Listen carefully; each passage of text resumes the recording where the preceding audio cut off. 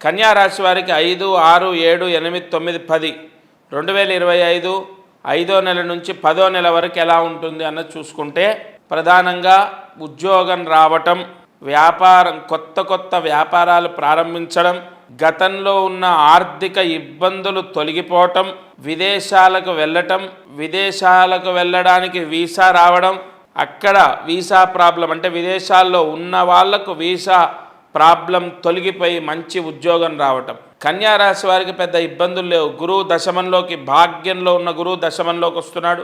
తద్వారా జాబ్ మారుతారు, జీతం పెరుగుతుంది, ట్రాన్స్ఫర్ అవ్వడం కానీ, ప్రమోషన్ రావడం కానీ, ఓవరాల్గా మీ ఆదాయం పెరగడం తథ్యం. కొత్త వ్యాపారాలు ప్రారంభించడం, అందులో లాభాలని పొందడం కన్యా రాశి వారికి క్లియర్గా తెలుస్తుంది. ఇక విదేశాలకు వెళ్ళడం, ఏ స్థానంలో కేతువు, షష్ఠమంలో రాహు ఉండడం, విదేశాలకు వెళ్తారు. లోన్ల ద్వారా విదేశాలకు వెళ్ళడం, లోన్లు లభించడం, అన్ని రకాలుగా బాగున్నటువంటి రాశుల్లో కన్యా రాశి ఒకటి.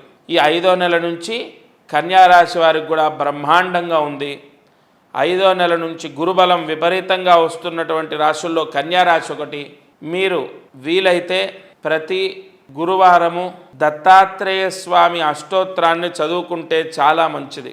ఇక ప్రత్యేకంగా మీరు చేయాల్సిన పరిహారాలు అంటూ లేవు.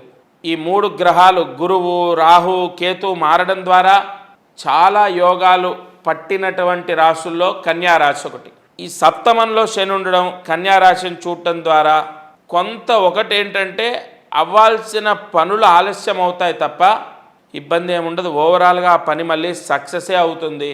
పనిలో ఆలస్యమైనప్పటికీ ఓవరాల్గా మీరు లక్ష్యాన్ని ఖచ్చితంగా పొందుతారు, లక్ష్యాన్ని ఛేదిస్తారు. కన్ఫామ్ మీరు గెలుపుని పొందే అవకాశాలు ఉంటాయి.